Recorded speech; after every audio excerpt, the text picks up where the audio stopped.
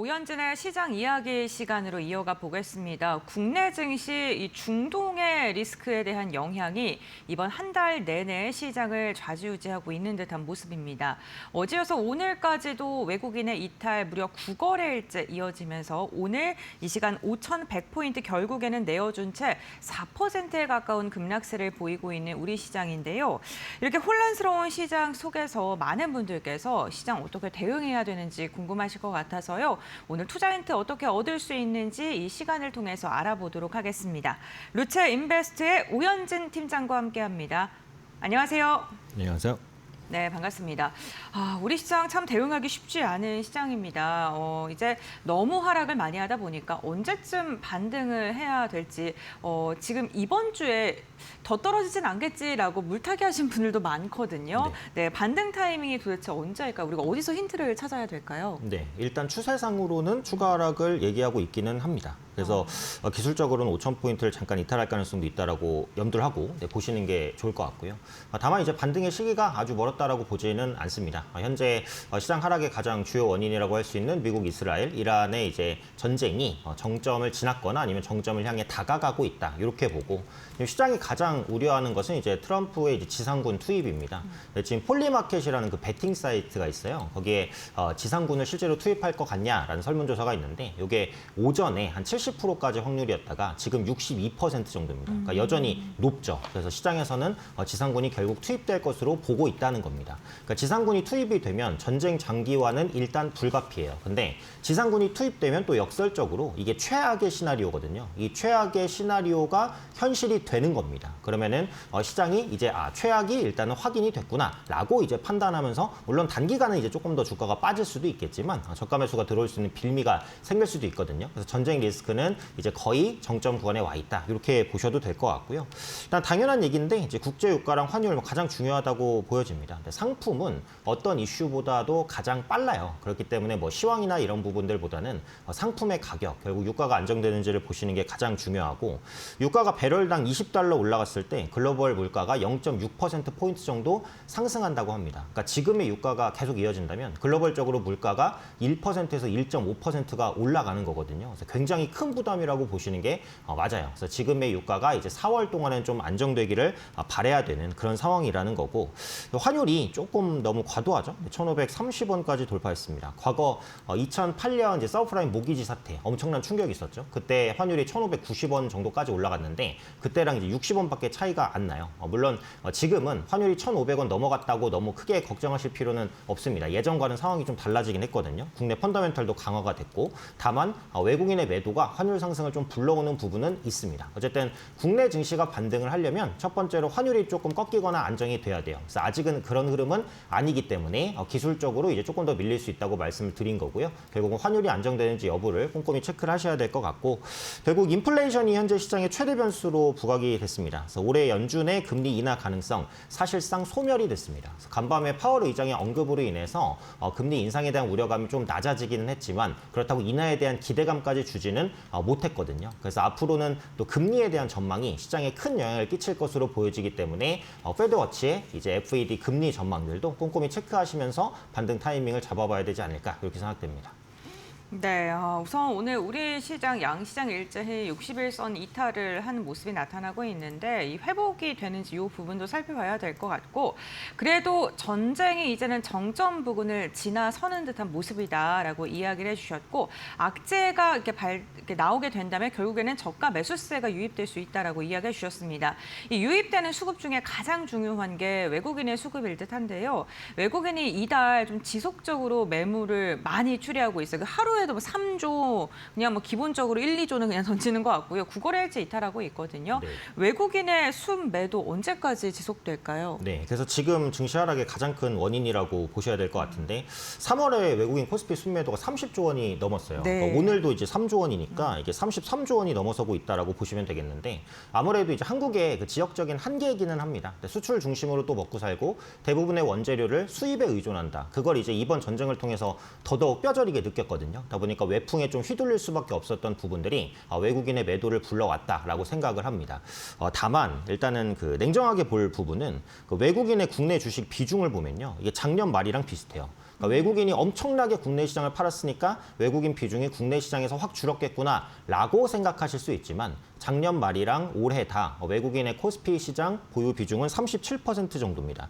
코스닥은 오히려 1%포인트가 증가했습니다. 그러니까 시가총액이 엄청나게 커졌잖아요, 국내 증시가. 그래서 외국인이 많이 팔았음에도 불구하고 가지고 있는 종목의 시가총액이 크게 불어났기 때문에 이 매도에도 불구하고 외국인의 비중이 크게 줄지는 않았어요. 근데 이 말은 외국인 투자자가 이제 상승하면서 한국 비중을 맞추기 위해서 기계적인 매도를 했다라고 봐도 되는 겁니다. 그래서 지금의 외국인 매도는 뭐 한국 시장이 엄청 나빠서라기보다는 이제 포트폴리오 조정 관점에서 그동안 매도가 나왔다. 이렇게 볼 수도 있는 부분이니까 외국인 매도를 너무 과도하게 해석하실 필요는 없고요. 한국만 매도했냐? 아닙니다. 뭐 중국, 그다음에 일본, 뭐 대만 지역에서도 외국인 투자자의 이탈이 분명히 나왔어요. 물론 한국에서의 매도 규모가 가장 거세기는 했지만 그동안 한국 증시가 가장 빨리 달려온 것도 맞잖아요. 그래서 외국인의 매도가 다른 나라보다 더 나올 수는 있었지만 지금의 매도는 아시아 전체에 대한 매도다라는 부분이고요. 추가적으로 그 3월에는 프로그램 비차익 매도가 25조 원이었습니다. 이게 순매도의 상당 부분이 프로그램 매도였다는 거예요. 그러니까 이게 프로그램 매도라는 거는 내가 종목을 찍어서 이 종목이 이제 안 좋으니까 팔아야지 이렇게 파는 게 아니고 특정한 알고리즘이나 시스템에 의해서 그 시스템이 이제 매도 신호를 줬을 때 10종목에서 15종목 정도를 그 바스켓으로 묶어서 기계가 매도를 한다는 겁니다. 그러니까 예를 들면 뭐 코스피가 고점 대비 5% 빠지면 이제 대량 매도를 해줘라든지 이런 알고리즘이 이제 그 어떻게 보면 매매에 반영이 되면서 기계적인 매도를 불렀고 그게 이제 환율 급등을 불러오고 또 기계적인 매도 이렇게 이제 악순환이 나고 있는 그런 상황이라고 보시면 돼요. 그래서 지금 외국인의 매도가 앞서 말씀드린 대로 한국 시장에 대한 대규모 이탈이라기보다는 알고리즘, 그다음에 환율 급등, 뭐 전쟁에 대한 리스크도 있지만 또 비중 조절 이런 부분에 의한 매도라는 거죠. 이거는 바꿔 말하면 결국 대외 여건이 완화가 됐을 때 기계적인 매수가 또 강하게 들어올 수 있다는 의미이기도 합니다. 그래서 당분간은 조금 더 하방 압력이 있겠지만 대외 여건만 완화가 됐을 때는 완화해 준다면 외국인의 매수가 다시 한번 강하게 들어올 수 있다는 부분 염두에 두시면 되겠고요. 지금 시장이 하락하니까 긍정적인 부분이 다 묻혔어요. 뭐 삼법 개정안이라든지 뭐 중복 상장 금지라든지 동전주 상패 전략이라든지 아니면 이제 RI 계좌가 도입됐다라든지 이런 긍정적인 부분들도 전쟁 리스크가 완화되는 시기에는 다시 한번 시장의 수급 유입 모멘텀으로 작용할 수 있다라고 보니까 외국인의 매도도 아마 점진적으로 좀 줄어들지 않을까 이렇게 기대해 봅니다. 네, 알겠습니다. 외국인의 이 매도세 자체가 어떠한 특정 기업의 악재로 인해서 매도를 하는 것보다는 글로벌 시장의 불확실성이 증대하는 가운데서 아시아 증시에 대한 매도 그 가운데서 우리나라가 많이 올랐기 때문에 지금은 기계적인 매도이다라고 이야기를 해주셨습니다.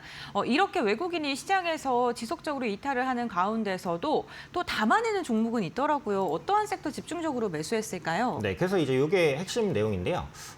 결국은 다 팔진 않죠. 네. 특정 섹터나 종목은 또 사기는 합니다. 근데 그동안 그 섹터로 어떤 종목을 샀는지를 3월에 보니까 공통점을 찾기가 좀 어려웠어요. 그러니까 섹터 전체로 묶어서도 아직 사지 않는, 그러니까 외국인의 수급이 정말 많이 비어있는 이런 구간인 건데 그래도 그중에 이제 전력기기 관련주가 외국인의 수급이 꽤 들어왔습니다. 효성중공업, LS 일렉트릭, HD, 뭐 현대일렉트릭 이런 종목이겠죠. AI 데이터 센터, 그다음에 미국의 노후화된 전선 교체 등으로 인해서 전력기기에 대한 수요가 계속해서 견인됩니다. 그래서 앞으로도 배전반이라든지 변압기에 대한 수요들 계속해서 증가할 가능성이 높다라고 보고 있고요.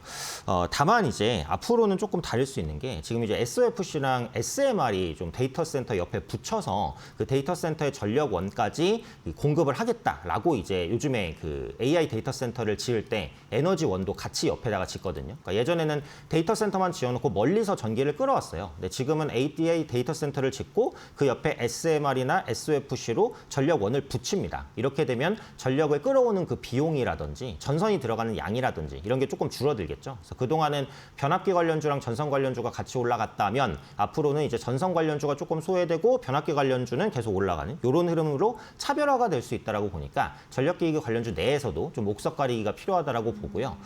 개별주 중에서는 이제 산일전기가 외국인이 좀 많이 있었습니다. 그래서 데이터 센터 특수 변압기 부분에 확실한 강점을 보여주고 매출의 80%가 수출에서 나오기 때문에 때문에 환율 상승에 따른 효과도 분명히 봤다라는 겁니다. 그래서 전력기기 내에서도 외국인 수급이 쏠린 종목인데 최근에 산일전기가 좀 많이 올라오면서 기술적인 부담이 생겼으니까 신규로 본다면 재룡전기라는 이제 비슷한 종목이 있거든요. 이 종목을 보시는 것도 괜찮을 것 같아요. 그래서 이게 이제 AI 데이터 센터에 대한 비중은 산일전기보다 낮기는 하지만 그래도 배전 변압기를 공급하는 업체고 실적이 양호하기 때문에 한번 관심 있게 보시면 좋을 것 같고요.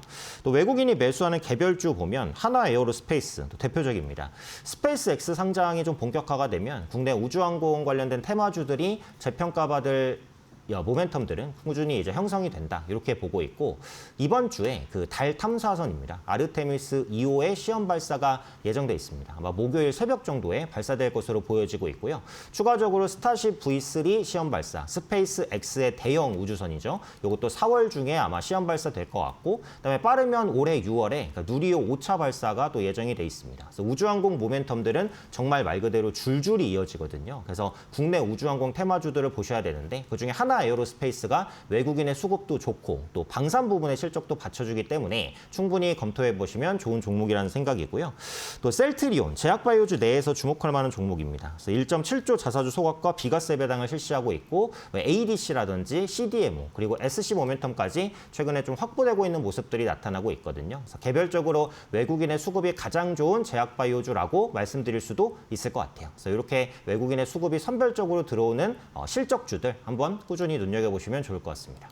네, 알겠습니다. 지금 외국인이 순매수하는 섹터 크게 세 가지 그 안에서도 좀 종목들 선별해서 말씀을 해주셨는데 산일전기, 하나 에어로스페이스, 셀트리온 모멘텀 짚어주셨으니까요. 참고해 보시면 좋겠습니다. 시장 분위기가 너무 안 좋다 보니까 모멘텀을 갖고 있는 기업들도 함께 좀 눌리는 그러한 경향이 있는데 오히려 이럴 때 좀 자세히 보시는 것도 좋겠습니다.